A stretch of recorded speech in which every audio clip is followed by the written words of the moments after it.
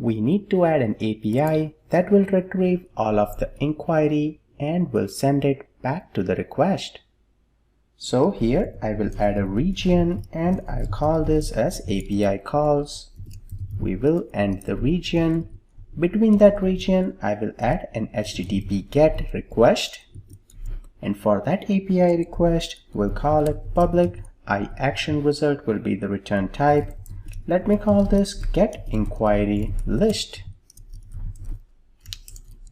We don't need any parameters here. All we want to return is a JSON object, and we'll have new. Inside the brackets here, we'll say data is equal to underscore inquiry header repo dot get all. That will retrieve all of the inquiries and it will send back as a JSON object. Perfect. This looks good for our API call. Now, how do we call this API inside our index view and display for data table? If we switch back to data table, right here you can see how easy it is to call or load data table. Let me switch back first and add a JavaScript file in our project. So right here, we'll go to Solution Explorer, and inside the www root, we have JS. We will right click, add a new item. We will search for a JavaScript file, and we'll call this inquiry.js. In here, let me switch back, and we have the single function. Let me copy this, and we'll paste it right here. We just have document.ready, and it loads a data table. Here we need few more properties.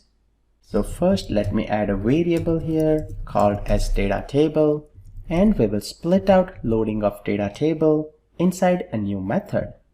So I'll cut this and let me create a new function here. I'll call this as load data table, and we'll expect the URL in the parameters. Let's call that function inside our document.ready, and we need to pass the URL. This URL will basically be the name of your action method or your API, which is get inquiry list.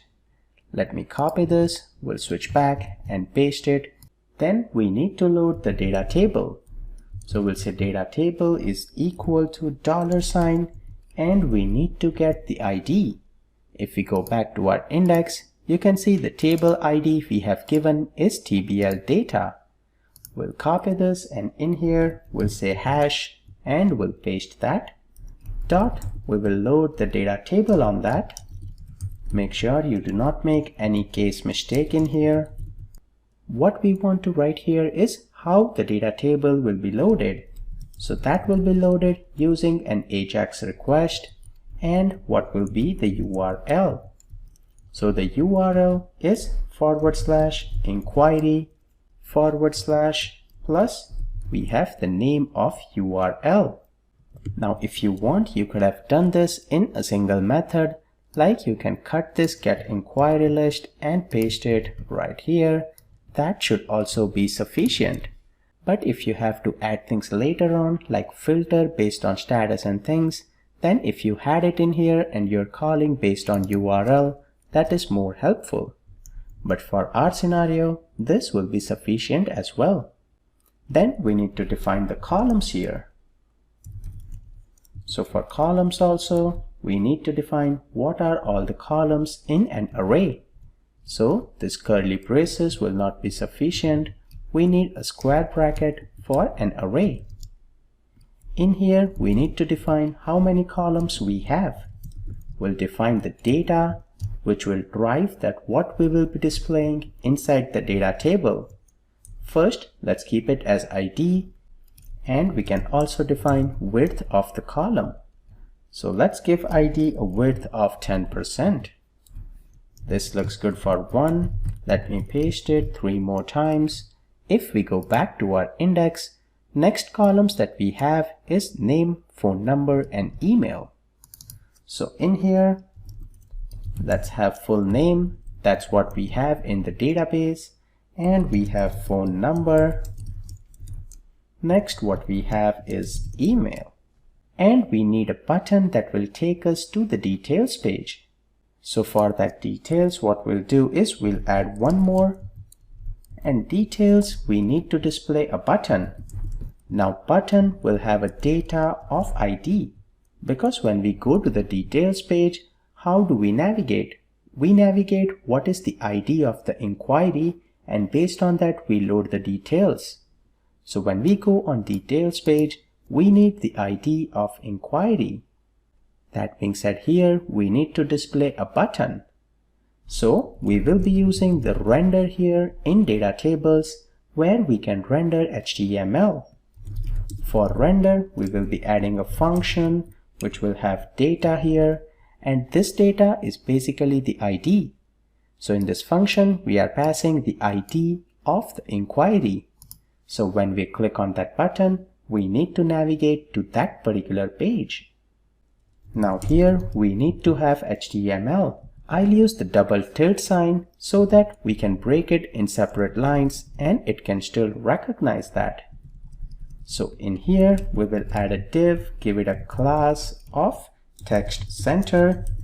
Here if you make any mistakes, you would not recognize them because we do not have IntelliSense. So first, if we have a div, make sure you close that div, and then we'll have an anchor tag with href attribute. Now href, we want to go to the inquiry controller. In that we will add a new action method called sDetails, and it will expect ID of the inquiry. If you take a look at Solution Explorer, and if you go on Category Controller, where you will see Edit, you see you have the ID parameter. Similarly, we have to pass the ID to the details as well. So in order to pass that ID, we can pass the data, because data here contains the ID of the inquiry.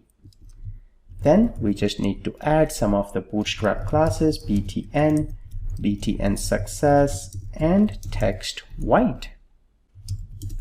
We will also add a style for cursor of pointer. Once you have all of that, we will have a closing tag for anchor, and I will use a Font Awesome icon.